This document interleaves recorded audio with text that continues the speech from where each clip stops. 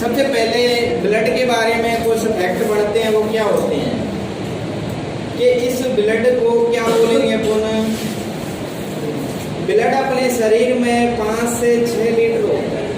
एक स्वस्थ मनुष्य में कितना ब्लड होता है? 5 से 6 लीटर होता है। लेकिन अगर महिलाओं की बात करें तो हमसे 1 लीटर कम होता है। ठीक है। इसके बाद बात करते हैं कि ब्लड का कार्य क्या होता है। ब्लड का कार्य क्या होता है? ऑक्सीजन का परिवहन करना। क्या करना? ऑक्सीजन का परिवहन, यानी ऑक्सीजन की पूरे शरीर में सप्लाई करना, ऑक्सीजन का परिवहन करना और खाद्य पदार्थों की भी परिवहन करना। खाद्य पदार्थों और ऑक्सीजन का परिवहन करना ब्लड का कार्य होता है। ठीक है। इसके बाद बात करते हैं कि इस रक्त को यानी ब्लड को अपन जीवन की नदी कहते हैं। क्या कहते हैं? जीवन की नदी।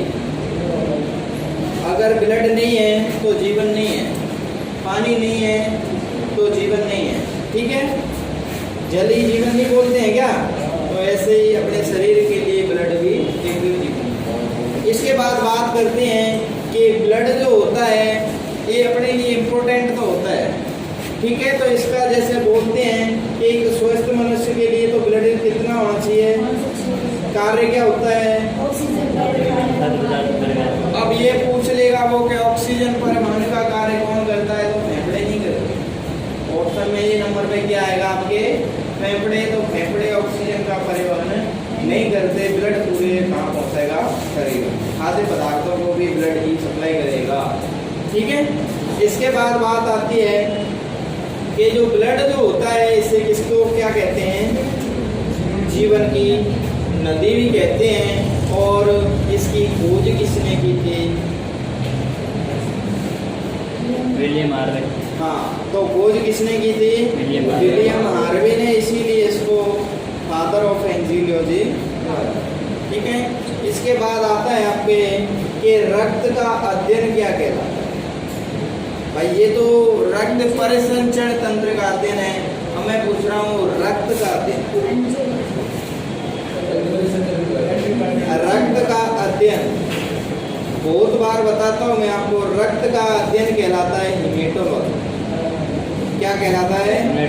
हिमेटोलॉजी।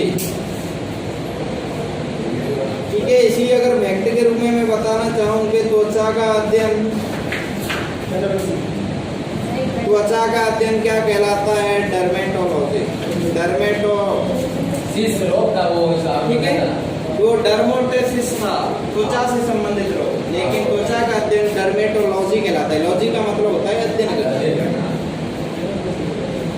अगर मैं यही बात करता हूँ ऊतकों का अध्ययन, ऊतकों का अध्ययन क्या कहलाता है? क्या? ऊतकों का अध्ययन कहलाता है एस्ट्रोलॉजी। और कोशिका का अध्ययन, कोशिका का अध्ययन साइटोलॉजी। क्या कहलाता है? ये तो मैंने इसलिए लिखा दिए कि तुम्हारे और भी याद आ जाए। ठीक है। लेकिन अपने को पढ़ना तो क्या है? रखते। ठीक है। तो देखो सामान्यतः अगर पूछा जाता है तो मनुष्य को कितने ब्लड की जरूरत है? यानी शरीर में 5 से 6। और पूछा जाता है कुल वजन का, कुल वजन का 7 से 8% क्या होना चाहिए?